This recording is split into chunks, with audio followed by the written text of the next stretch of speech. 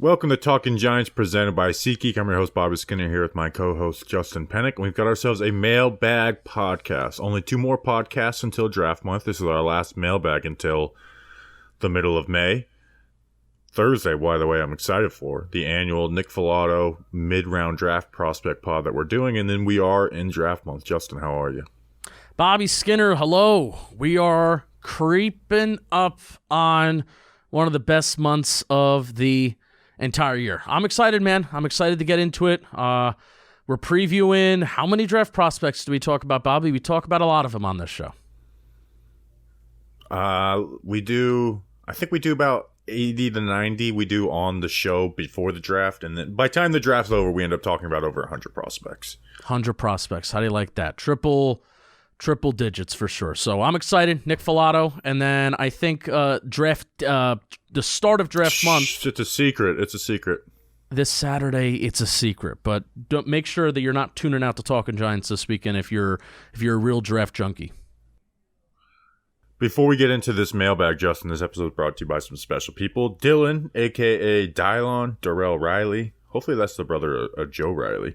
Josh and Dinger. Ting. What up, Ding? Norwood Wide Right. I have a feeling that's not his real name. Lamon Lewis, or Lamont Lewis. Former, the Lamons. Matt, just regular old Matt, and Jared Lombardo.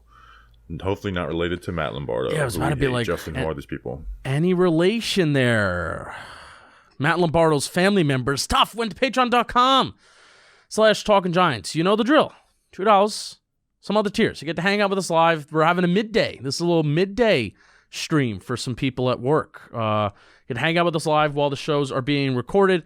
There's some new stickers that Bobby Skinner can be sent to you. And also, there's By the way, respond to the messages. Like, I got someone who said, didn't get my stickers, and then there's some new patrons. You have to respond to the initial message I send you for your address.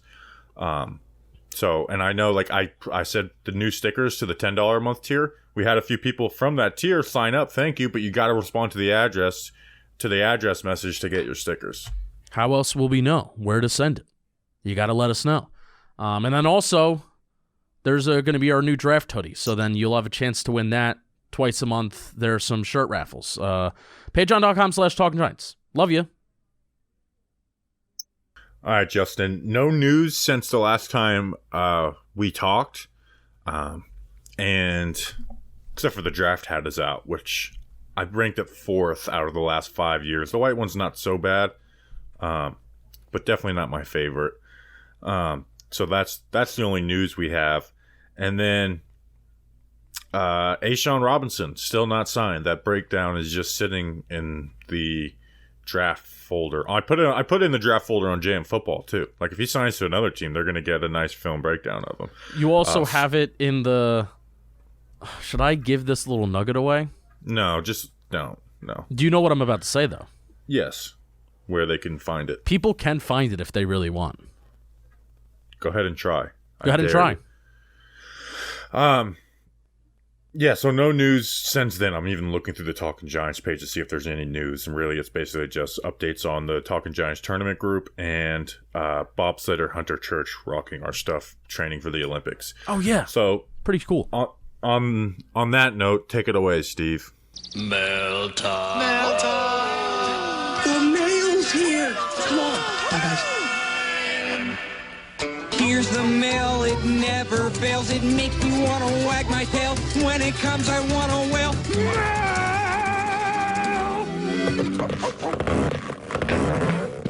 Thanks, Steve from Blues Clues. Justin, let's get into the mail. Yeah, Hunter Church is the man. I'm going to go insane for Olympics qualifying, and then he's going to make the Olympics. So I'm going to go insanely freaking crazy for bobsledding.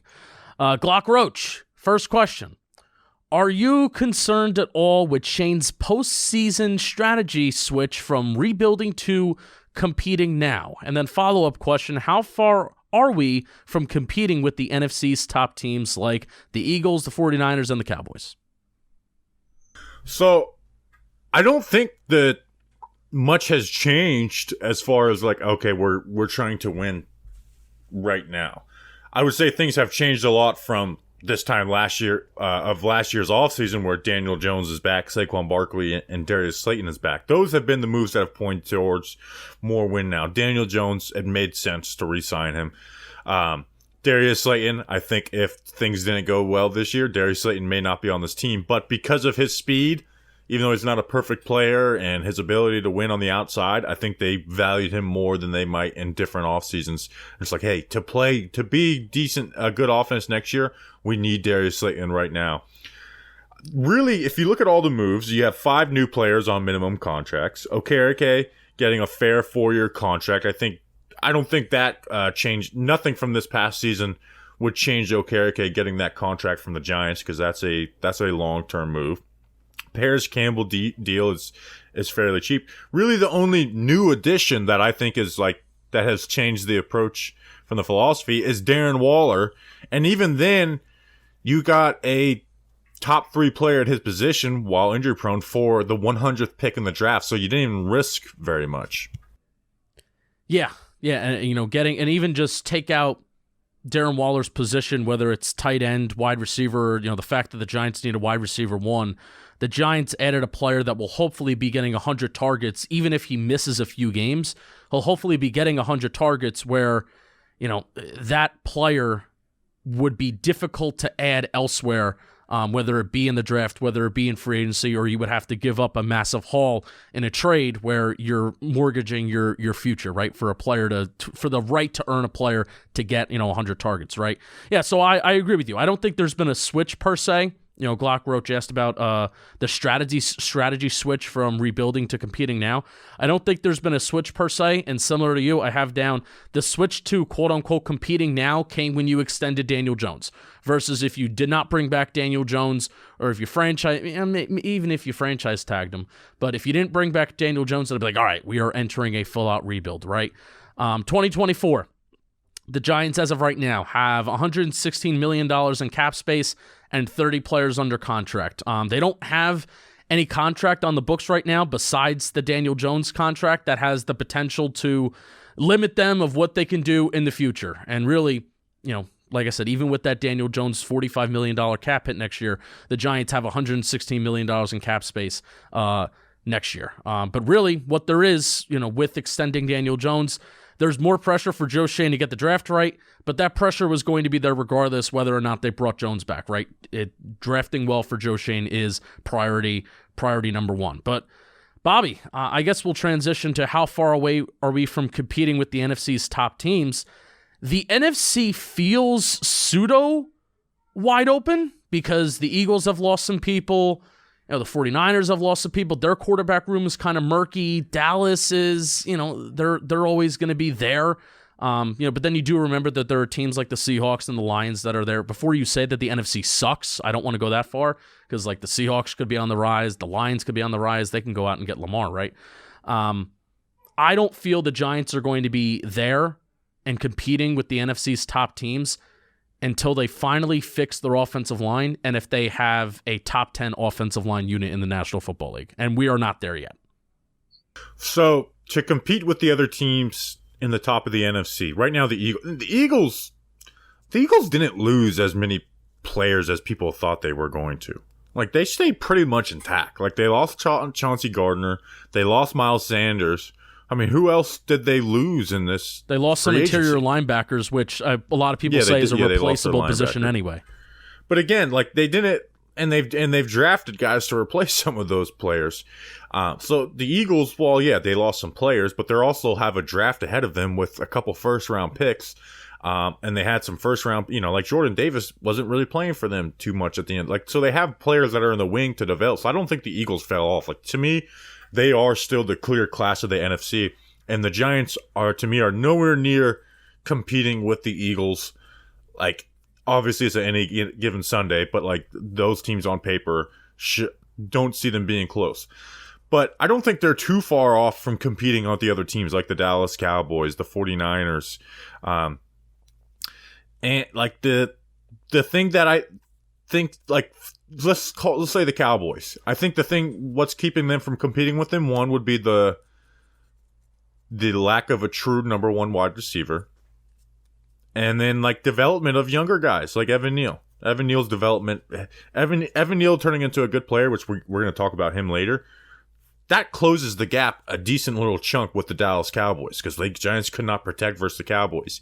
You know, the interior getting better, but I don't, like I said, I don't need my interior offensive line to be like top notch, you know, Philadelphia Eagles style. Would love for it to be, but like that's not really even a realistic goal to get. And then a number one wide receiver can do wonders for your team. And then defensively, they just need more depth and a couple more starters to get there. So the teams like the 49ers and the Cowboys, I don't think they're far off. I think they're probably like a year off of like good drafting in a solid free agency class. Not like going crazy in free agency, but just making smart signings. Yeah, it comes down to the O-line for me.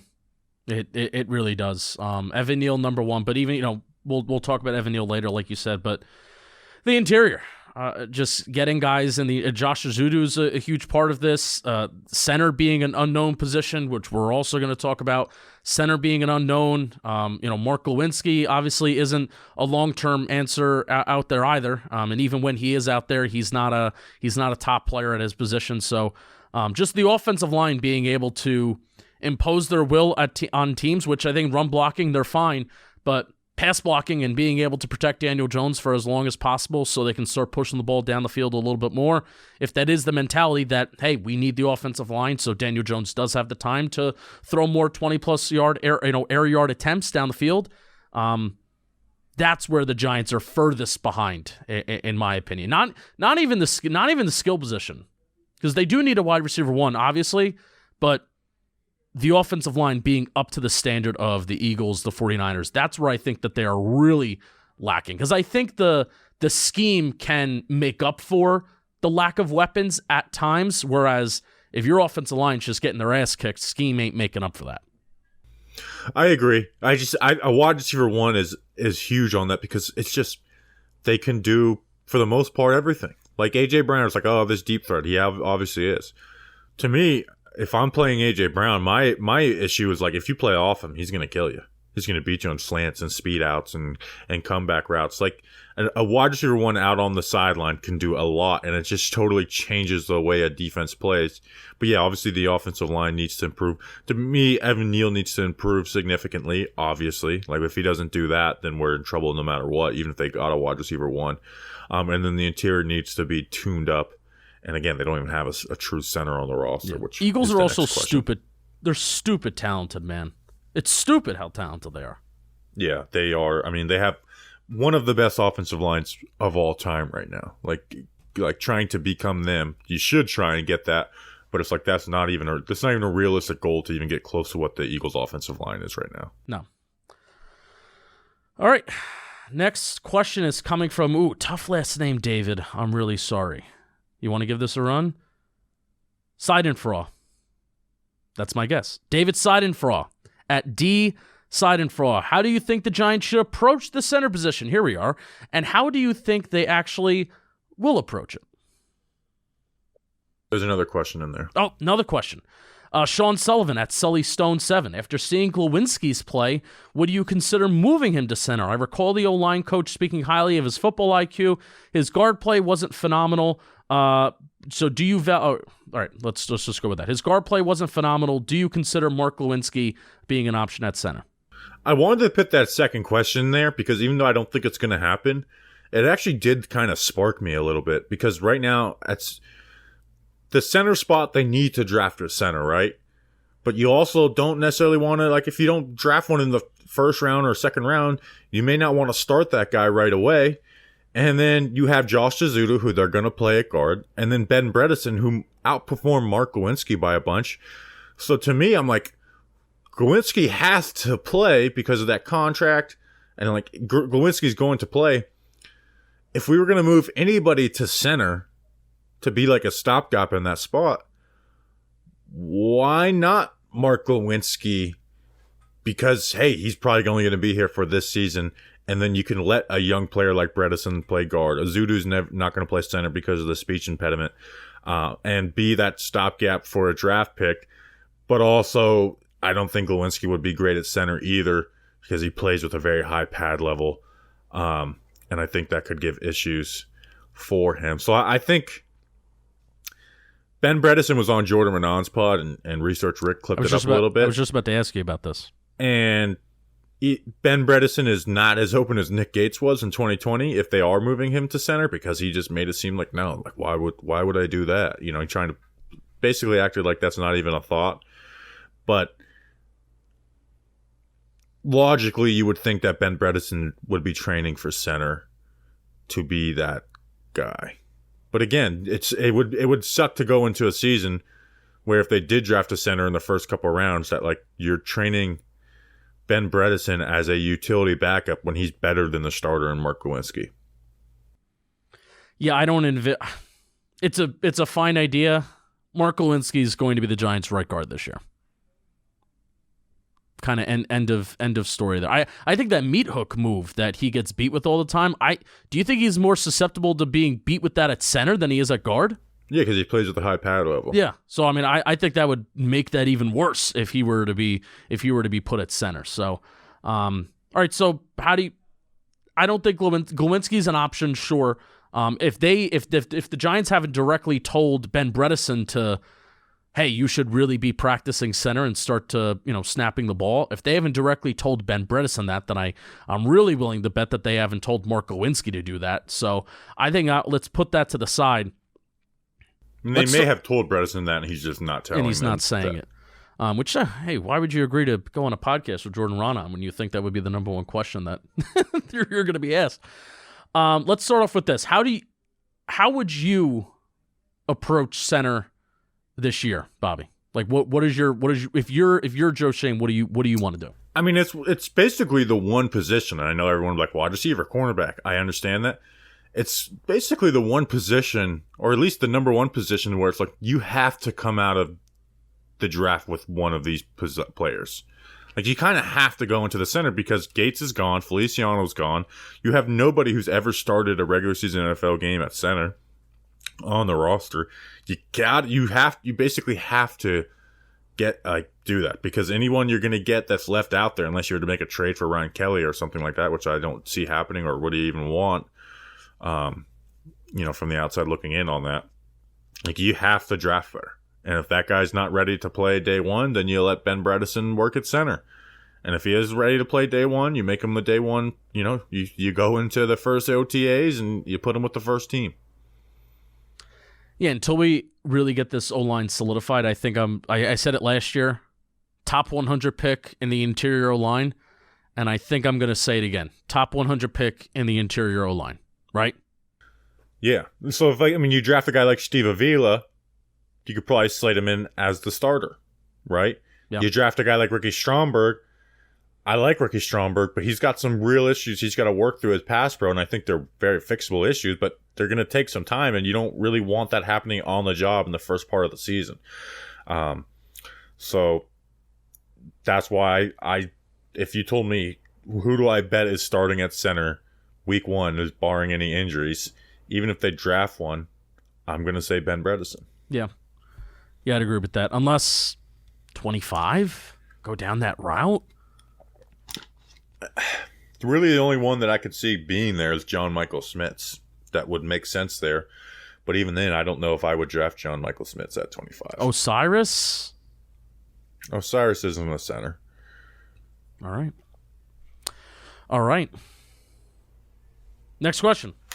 Next question is coming from Thomas at Turtleneck Plek. Of all the free agent signings, who do you think will have the most immediate impact other than Waller and Okereke? So there's three in my head. The one and this doesn't mean best player either. Just this basically, to me, this question means plays the biggest snap share on offense or defense. No. I think it could be Bobby McCain. Like, right now, he's challenging for that starting safety spot and might be the favorite over Pennock or Dane Belton. He could play that deep safety spot. He's played nickel the past year a good chunk. Obviously, played corner earlier in his career. I think Bobby McCain might be that. Obviously, you have to I'm factoring in injuries and stuff. And then Paris Campbell would be the one you'd want to be. But let's think about the wide receiver room. Slayton's on the outside. Hodgins on the outside. Wandale, they want to play, I don't know when Wandale's going to come back, but when he does come back, he's not going to be playing 10% of the snaps. Even if he's not 100% back to where he was. And they might draft a wide receiver too. What if they pick a guy at 25 and then Paris Campbell and where does Paris Campbell play? Now, Paris Campbell has that outside-inside flexibility. You also have Sterling Shepard on the roster. So I just think with that wide receiver room, there's going to be a lot of rotation where I think Bobby McCain just has the better shot to just be a starter at that spot. Yeah, I'd agree with that. I went with the most immediate, as in literally the biggest impact and not necessarily snap share. So I do agree with you with snap share, where Bobby McCain has the best chance of, playing, 60, 70, maybe percent of the 60-ish percent of the snaps this year. I hope it's Paris Campbell. I kind of hope it. And maybe that's bad for Wandale. Maybe that's bad for, maybe whoever we draft who maybe will go on the outside, but I do kind of hope it's Paris Campbell. Paris Campbell had 9 plays of 20-plus yards last year in 2022. That would have been second on the Giants last year. He had plus 0.5 yards after the catch per reception over expected. Richie James was minus 0.8. Giants need all the receiving depth they can get. 51% of Campbell's 2022 catches came between that 7 to 10 yard to-go distance, 45% of them coming on second down. Daniel Jones was one of the best second down QBs in the NFL. So a lot of what, Paris Campbell's strengths lines at what Daniel Jones did well last year, effective on second down, and then also better after the catch than Richie James, which we talked about when Campbell was signed. So I hope it's Paris Campbell, but that could mean bad news for some of the other options that we have on the team. Do you know who could be the answer, though? Even though this may not be the answer for the snap share, Raheem Nunez-Roches. Yeah. This run defense needs a lot of help, man. And if he can come in and be effective as a run stopper, I'm not going to give you anything as a pass rusher, but be effective as a run stopper, it makes the life of Dexter Lawrence and Leonard Williams so much easier. It makes the job of these linebackers and even the safeties so much easier. We need the third defensive lineman to be a good run defender, and Raheem Nunez-Roches should and could be that. If Bobby McCain doesn't win the starting safety job, if Paris Campbell is part of the rotation where he's playing 30 to 45% of the snaps a game, Raheem Nunez-Roches could be more valuable to that than 3 to 4 catches from Paris Campbell. Yeah, because the last 2 interior defensive linemen 3/nose tackles that we've brought on have been abysmal. And they have hurt the Giants way more. Their presence of being on the field hurt the Giants way more than being helpful in Danny Shelton and Justin Ellis. So Danny Shelton definitely a lot worse than Justin Ellis, but Justin Ellis was still pretty damn bad too. So Nacho just coming in here and not being abysmal would be a huge W for this Giants defense for sure. And the impact that an interior defensive lineman 3 would give it, Nacho just not being abysmal and kind of just being a here we go, here's what Justin's going to use, a net 0, a net, right? Just not even being there and not being bad would be really helpful. Net neutral. I'll get it eventually. Carl Banks. Net Zero is an internet company from back in the day. Look at that. What number car do they sponsor in NASCAR? Why do I want to say number 0? It was 0. It's Net Zero. Makes sense. Is it? Did Jason Leffler? I think he died. Jason Leffler ever drive that number? I think it was a Busch Series car. Next question. People hate when we talk about NASCAR. People love when we talk about an ad. And Nico Reisen is asking us to read an ad. Baseball fans, America's pastime is back. Step up to the plate for some season opener action with DraftKings Sportsbook, one of America's top-rated sportsbook app. Right now, new customers can place a $5 pregame moneyline bet and get $150 in bonus bets if their team wins. Talk about hitting it out of the park. Plus, everyone can get in on the Major League action with a no-sweat bet from DraftKings. Opt in, and if your first bet doesn't win, don't sweat it. You'll get a bonus bet back up to $10. So, my bet would be the Yankees. Anthony Volpe, I've never watched him have a live at-bat, Justin, and I have Hall of Fame expectations for him. As you should. For any rookie to be part of like the opening day roster with only playing like 20-something games of AAA, like you got to be a Hall of Famer for me. Like this kid better be the next Derek Jeter. Also, I want to say, usually I'm always as a Yankee fan, I'm like, hey, evil empire, go trade for the best players, go sign the best players. But now that we've went through a few years and we finally got to this point where like Oswaldo and those kids are playing and Jason Dominguez is down the pipe, I am now like, hey, you played it out this long. Let all these kids play, and maybe we're going to have the next Houston Astros through our own system. Like, if they trade any of these guys this season, I'm going to be pissed. Where 2 years ago, I would have traded any of them for whoever. It's pretty bold. Houston Astros? I mean, that's in the Houston Astros. They just like drafted great and had crappy players, and then all of a sudden they were wagon. Also, bet on Miami in the Final Four and FAU. I freaking feel so good to see Miami in the Final Four. I was sweating that out towards the end. Like I thought it was over when they were down by 8-10 points. Thought it was over. Told them I tweeted at them about 4 times to tell them to figure it out. Yep. They figured it out. Jim Larinaga, amazing coach, the U, and I love FAU too. Like it sucks that we're gonna have to kill FAU in the final. Oh my gosh. Download the DraftKings Sportsbook app now and sign up with code WORLD. New customers can bet just $5 on any pregame money line and get $150 in bonus bets if their team wins. Talking baseball. Only at DraftKings Sportsbook with code WORLD. Minimum age and eligibility restrictions apply. See show notes for details. You'll be glad you did. Some people are calling it the Bobby Skinner final. Miami versus FAU. I'm for it. I almost want to go to South Florida if they play in the final Monday night. Oh, do it. Yeah. But I don't know where to go. Like, I'm not going to go, like, I'm not going to just go on a college campus. Like, Yeah, do that. Yeah, that's a good 3-hour drive. Like, and that's, actually, no, I'm not, because we have to record the first draft podcast of draft month. Come on. So we got to get that done before 9 o'clock, though. So let's get that done before 9 o'clock. Unless Miami and FAU lose, then I don't care. Don't care.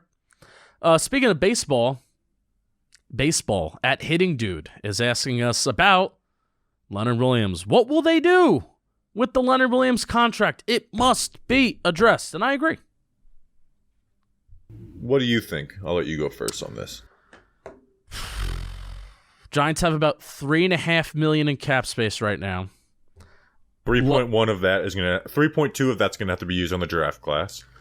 Leonard Williams by far has the largest cap hit on the team. It's like a little over 30. The next biggest hit is Daniel Jones with 19 or 21 million this year. There's 2 options.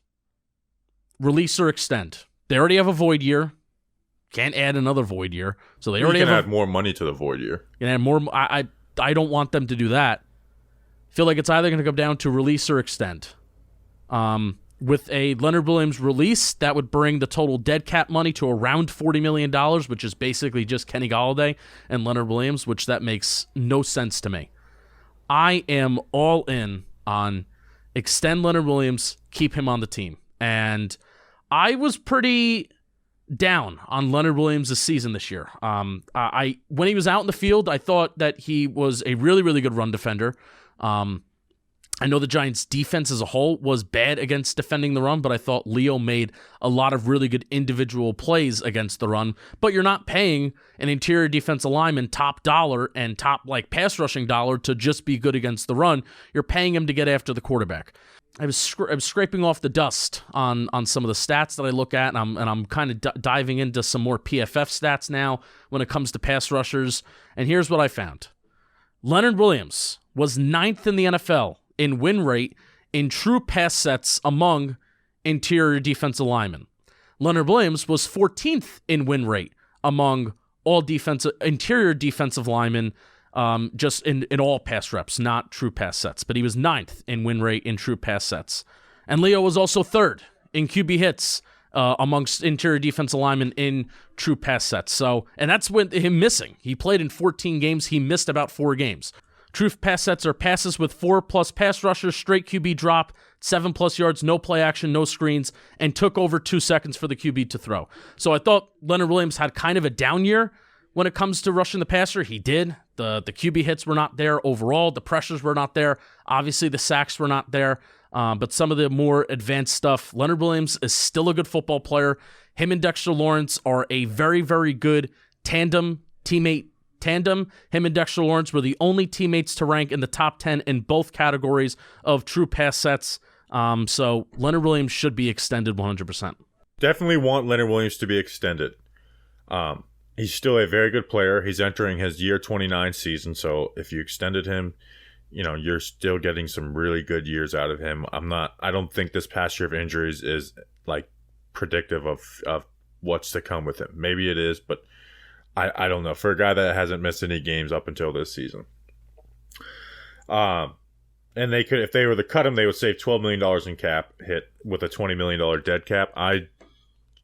Leonard has to be on the 2023 Giants. There's no reason for him not to be.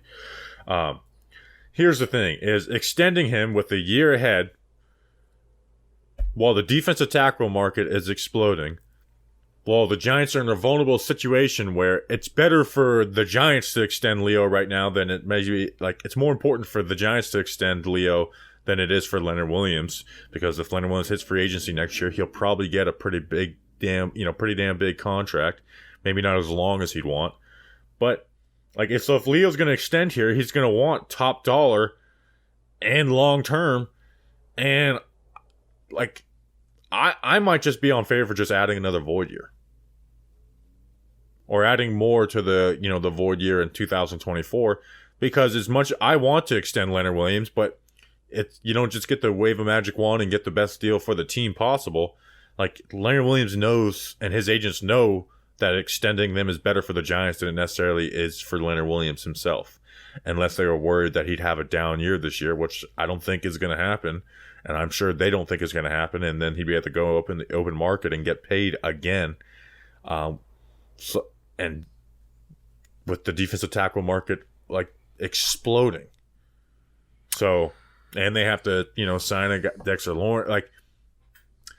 I want him to be extended, but I'm also I know that extending him is not going to be easy for them either, where if they get to a point where the Leonard Williams is not accepting a fair deal from the Giants, you just add another void year. Add another $5 to $6 million that you would need for cap space to sign your rookie class, and then you would have $5 to $6 million to play around with in the season. I was looking at some free agent interior defensive linemen from this past year, and I was going through who would I want on the Giants over Leonard Williams. And you can make an argument for about 4 to 5 of them, kind of if you just look at their box score stuff, with their sacks and their QB hits, which I think that's bad to do with Leo, since I think Leo has an every down impact that even some of the interior defensive linemen don't. I still think he's a top interior defensive lineman. So I'm just one contract I want to look at. Zach Allen, former Cardinal. He's now a Denver Bronco. He received a 3-year, $45.75 million contract with the Broncos, $32.5 million of it's guaranteed, including a $15 million signing bonus. 2023, he has a cap hit of $6 million, and then 2024 and 2025, his cap number is $19 million, $17 million. 2026, there's a void year of $3.75 million. Zach Allen, this past year with the Cardinals, 5.5 sacks, 20 QB hits. 2021, 4 sacks, 14 QB hits. I think it's way more likely that Leonard Williams has a year that's similar to that. Let's call it 5 sacks, 16 QB hits, which is a fine year for an interior defensive lineman. 5 sacks, 16 QB hits. Then I think it's way more likely that he gets that than he gets what he did in 2020, which was just 30 plus QB hits, 11.5, 12 sacks, and shit like that, right? I'm hoping that Dex is around that number again, similar to what he was last year. I think the days of Leonard Williams having as much leverage as he did in 2020 are over. He still has leverage, don't get me wrong. And I still think he should be paid his average annual value should be around, it should be in the teens. And I think that's a win for both. In the 20s. It can't be, man. It can't. It already is, though. This extension, it can't be in the 20s.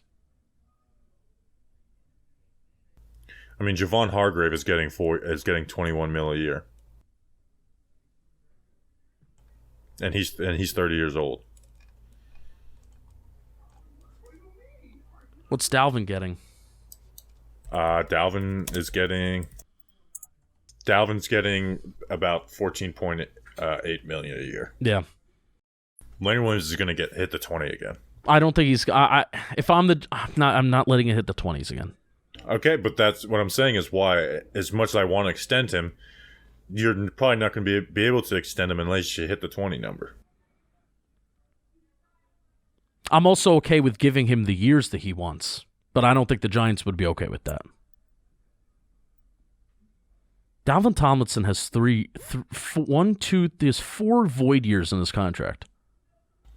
That's what Daron Payne should get more than him. He got a 22.5 average annual value. Yeah, Daron Payne was one of those players that you would prefer to have over Leonard Williams. Yeah. How much did interior defense lineman from Denver get? Draymond? 3 years, 51, so an average of annual value of 17 mil. Leonard is hitting 20.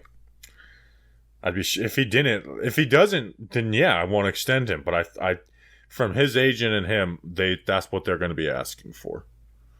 Do you think Leonard Williams would get $20 million if he hit the open market? Yeah, it might be on a 2-year deal or something because he's 30. But again, I mean, just Hargrave at 30 years old, who doesn't have the career that Leonard Williams is. Leonard's a better run defender than Hargrave, although Hargrave had a great pass rushing year, got $21 million a year. And he's the same age that Leonard Williams will be next offseason.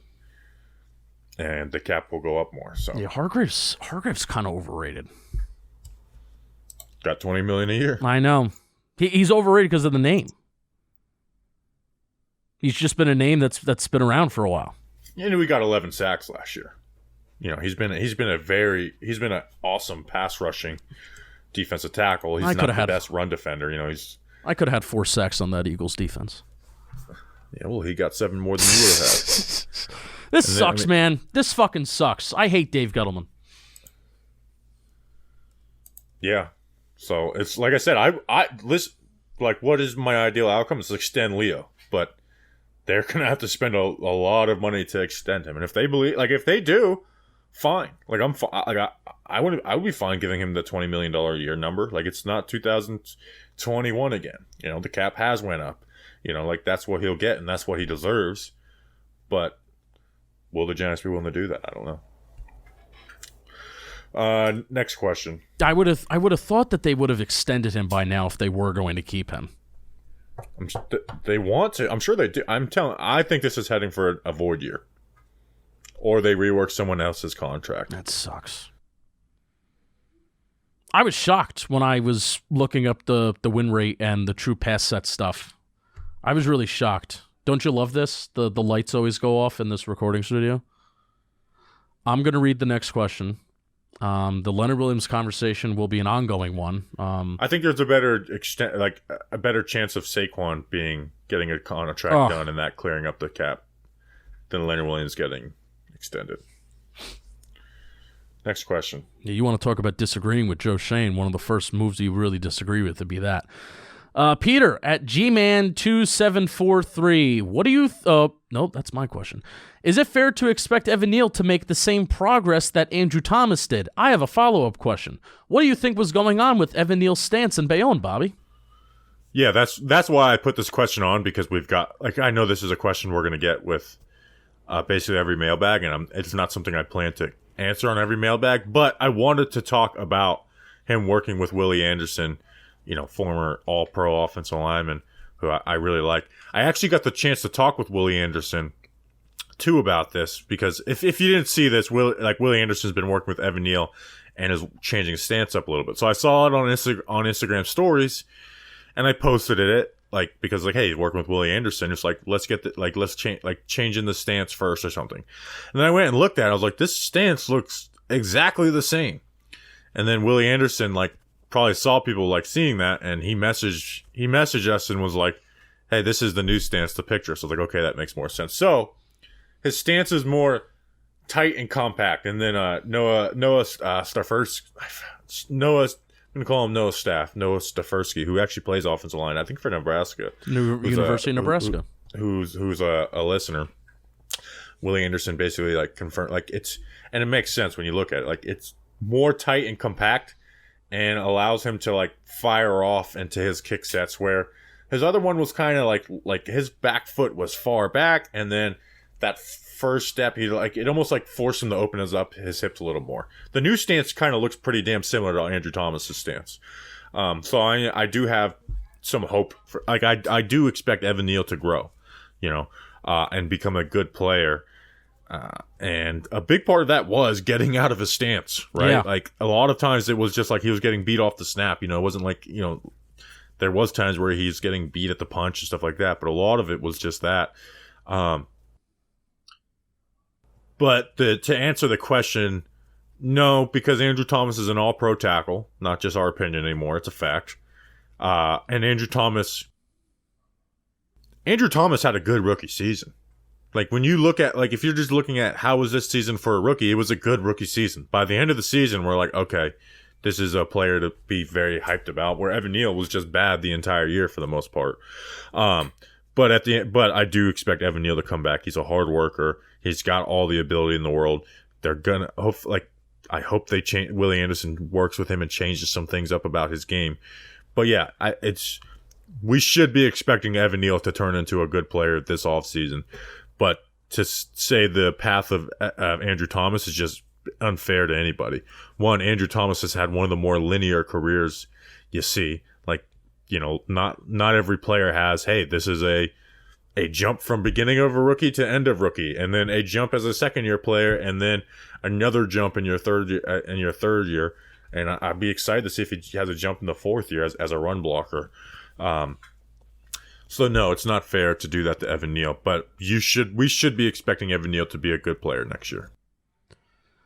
There's not one player on the offense that has more of a, I say, kind of kind of like a stronghold over if the Giants' season could be good, if it could be great offensively, or maybe it could be kind of bad, right? Like it's kind of in Evan Neal's hands and also Evan Neal's feet, and Evan getting to your third step, right? Yeah, I mean, if we have a good right tackle next year, that changes what you can do on the offense. A lot of the offensive issues were the issues with the right tackle. You think of some of the bad games the Giants had, the worst performer on offense was the right tackle, and Evan Neal. Yeah, they were in Bayonne High School, Vets Field. I was a baseball manager on that field, so it was cool to see Evan Neal hanging out, training in New Jersey, and I'm glad that stance is going to help him get out of his stance, because that was the thing in training camp. This dude is just not getting out of his stance, and then it was the thing all throughout the season. He kind of struggled with the same things, and this was pre-injury and post-injury. We heard, Evan Neal struggled with some injuries. Well, he was struggling with the same thing all throughout the season, even when he was healthy. So, get better, Evan Neal. Glad to see he's working. Next question. Next question is coming from Mo. Mo is asking, is the linebacker core finished with the addition of Okereke, or do we need to add another linebacker to the roster either via free agency or the draft?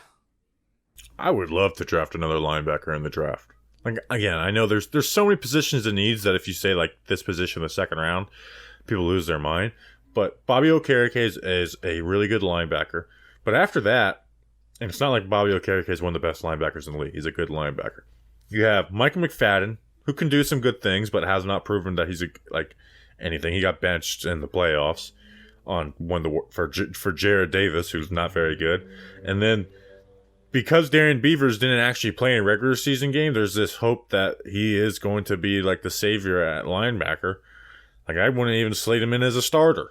He's a 6th-round pick who had a couple good plays in the first preseason game.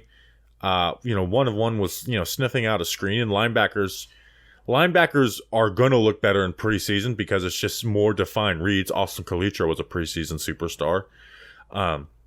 Linebacker, too, is one of the weaker positions on the team, but Okereke gives you ability to not, go and plug that hole. Where before the signing of Okereke, it's like, we kind of got to get a linebacker in the first couple rounds. But if Jack Campbell's there in round 2, I don't see many players being ahead of him for me to take there. I don't care if the Giants don't take a wide receiver in the draft. If you told me the Giants can get Jack Campbell in the 2nd round and not draft a wide receiver, I'm signing up for it. What's your rule and philosophy on linebackers every single year too? This is one of my favorite talking points that you have. It's always a spot that tests the depth. Every single year is a spot that tests the depth. This past year, Jared Davis was starting the playoffs. Guy wasn't even on the roster until 3 weeks left in the season. Every single inside linebacker started games. Micah McFadden, Jalen Smith, Tay Crowder, and then Blake Martinez was the one. Austin Calitro, Blake Martinez. 3 of those guys that started games for the Giants were not on the roster at the start of camp. The year before, Blake Martinez goes down. Tay Crowder, Jalen Smith, Bernardrick McKinney were signed. Reggie Ragland started games. And Carter Kaufman probably would have played some if he didn't get injured. The year before, Blake Martinez played the whole year. Then we had Devontae Downs, then Tay Crowder. And then Tay Crowder got hurt, and Devontae Downs came back in. Every single year. 2019, we had Alec Ogletree and Tay Davis starting to start the season. By the end of the season, Ryan Connolly had started games. Deion Buchanan was starting. Every single year, inside linebacker depth is tested. Is the NFL beginning to not really care about a Mike linebacker label? Really prioritizing, even if a guy is a little bit slower, even if he's a little bit kind of lethargic, but he's really good at stopping the run. And kind of the talking point of Darian Beavers is that he's good in a phone booth. Can't fly sideline to sideline, but he's good in a phone booth and he's going to stop the run in the box. Do you feel like, now that you're kind of knee deep in the draft stuff, do you feel like the NFL is beginning to not really care about the Mike linebacker label? And are these guys coming out of college, are there just not a lot of Mike linebackers kind of left? What do you mean by Mike linebacker? A number one true linebacker. Tay Crowder has the label of he can fly sideline to sideline and he can shoot a gap, and that's what he does best. Blake Martinez, captain of a defense, kind of a play caller, leader, good against the run, not as fast. That's what I think of a Mike linebacker versus a Will is a guy who's kind of smaller, fast, can fly sideline to sideline and just be a nut. Yeah, I think teams are the guys that fly around are fun and they're fun to talk about in the drafts and stuff, but the best linebackers are the guys who are best at stopping the run and taking on blocks. That's how you be a good linebacker. Now, if you get a Fred Warner type, Darius Leonard type, awesome. But you'll draft some crappy players trying to find those players and ignoring good linebackers like Logan Wilson with the Bengals, Chad Muma from Wyoming. So that's where I value, if you as a linebacker, how well are you good at stopping the run. Coverage is can be very overrated for a linebacker. It really can be. If you're great at it, awesome, but a lot of times you're just spot dropping and picking up zones and stuff. You very rarely are you put in man coverage situations. Yeah. Yeah, I asked that question because, it kind of feels like Okereke has the traits of being a Will. He's fast. He can fly sideline to sideline. He can be aggressive at times. And I'm wondering, do the Giants, does Joe Schoen, does Wink Martindale, do they really prioritize? Do they want a Mike linebacker, or are they okay with a bunch of kind of Will linebackers, guys that have maybe the traits of a weak side backer? Are they okay with putting one of those guys at the Mike? They were last year, but it's because they kind of had no choice. So just wondering how they're going to prioritize that position, where even if somebody like a Jack Campbell, if he's there and if he's available, are they going to take him? All right. Why don't you read an ad? I'm going to read an ad. Today's episode is sponsored by SeatGeek. Baseball is back, and to celebrate, SeatGeek is giving a special offer to all of you. Use code JOHNBOY Preseason for 15% off your order, whether you are a first-time buyer or not. Kind of big. If you don't know what SeatGeek is, they're a ticketing app that makes buying tickets super simple. SeatGeek puts tickets from all over the web in one place to make buying simple and rates every ticket from 0 to 10 to make sure that you're getting a good deal. Green means good. Red means bad. This code works on tickets to anything. It does not matter how many times you've bought tickets using SeatGeek before. John Boy Preseason, that code is going to give you 15% off your next order. Don't wait. This offer expires at the end of the month, so there's a few days left. You got to jump on this deal. So open up your phone, add that code to your account, and thank us later. We've got the hookup for you right now. Use code JOHNBOYPRESEASON, all one word, for 15% off tickets at SeatGeek. You'll be glad you did. Next question. Andrew Spagnolo. Best way to fix the wide receiver 1 role, if it's not this year, say we are always picking, after pick 15 going forward, is it going to be through a trade like the Eagles did or another way? So obviously you always want to draft your wide receiver 1, right? And you can get them past pick 15. We've seen that before. Justin Jefferson went past pick 15. So that doesn't eliminate. But let's just say we go into year in and you just, wherever you're picking, you don't see the guy you believe being a wide receiver 1. I am very much for the trading for a wide receiver 1 route.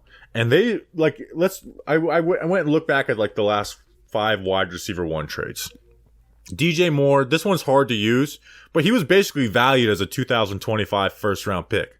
The Panthers offered, their 2025 first round pick. The Bears no, we'd rather have DJ Moore. So basically it was valued as a first round pick with a little more. I would do that in a second. I'm talking about right now for this team. AJ Brown, a first round pick. That was, what was it? Pick number 22, I think it was, and a comp third round pick. I would do that right now for AJ Brown. Tyreek Hill was traded for a first, a second, 2 fourths, and a 6. That might be the only one I wouldn't do right now because the Giants aren't one player away. But a year from now, 2 years from now, yeah, because Hill is obviously the best one out of all these players on the list, besides maybe Adams. Stephon Diggs was traded him in a 7th round pick for the 22nd pick, a 4th, a 5th, and a 6th. I'd probably sign up for that. Obviously that's 3 picks, but I probably would sign up for that. And Devontae Adams went for pick 22 and pick 53. I'd sign up for that too. What you don't want to do is trade for Claypool for an early second or Hollywood Brown and a 3rd round pick for a 1st round pick. Those are the ones. But the bona fide wide receiver 1s, I would do every single one of those trades right now for this New York Giants team, except for the Hill one, possibly because you're giving up so much that you are kind of mortgaging the future for right now. But I've DJ Moore, AJ Brown, Stephon Diggs at the age that he was traded. Devontae Adams might be a little iffy because he's older. Those are all those are long-term plays. Obviously you're paying them more than a rookie, but I am very that is the one position where I'm willing to trade a 1st round pick for right now with the New York Giants if there was a wide receiver 1 to open up. So what a lot of those teams kind of had in common, I feel, either teams that are spending a lot of money that just can't pay their wide receiver 1s, or teams maybe entering a little bit of a rebuild. Going through the teams right now, trying to forecast the NFL, the Colts and Michael Pittman next year. Pittman's a good wide receiver, but I don't know. I wouldn't trade a first. I don't think I'd trade a 1st rounder for him. Yeah, but I'm just thinking of what the next wide receiver or wide receivers that could be on the horizon that the Giants could trade for and maybe give up a decent chunk for. Cooper Kupp with the Rams if they enter a full out rebuild. Yeah, let me look at it. Let me look at his age. But yes, I would do he'll be 30. Guys that are a little older. If they went to the NFC Championship game this year or something like that, then yeah, I would do that for a Cooper Kupp type. And sometimes this stuff kind of happens naturally too. Stephon Diggs kind of. There's no DeAndre Hopkins right now for the picks and having to give him a new contract. No, we just did, got Darren Waller. But younger guys, yeah, I'm all for doing trades like that. Yeah. Yeah, sometimes these wide receiver trades kind of come out of left field. Was DeAndre Hopkins You expected? can trade them after a few years too and get pretty good value if they're in their 25. Like, what do you think? Stephon Diggs would still get you probably a first round pick right now. Yeah. Like Tyreek Hill, if he got traded in a year or two, he would still get he'll get huge compensation. AJ Brown, DJ, all these guys would still get big time trade packages if you trade them down the road. Oh man, wait. Oh man. What's the Dolphins cap space look like? Are they in trouble at all? If they pay Tua? Because they already have Tyreek Hill. They're paying some other guys. I've always wanted Jalen Waddle to be a Giant. Waddle could be someone like that. So, again, you don't know when and who these guys are going to be that open up. It's hard to predict. Get it done. Get her done. All right, that's an episode. We will see you guys on, I believe, Thursday with Nick Filato mid-season or mid-round draft prospects. A very fun episode to do every single year. Anything else, Justin, before we go? Work out a Leonard Williams extension and sign Ashawn Robinson. Come on, we got the film breakdown ready. Get us Ashawn Robinson. All right, we appreciate you guys. We'll see you on the next one. Until then, let's go Big Blue.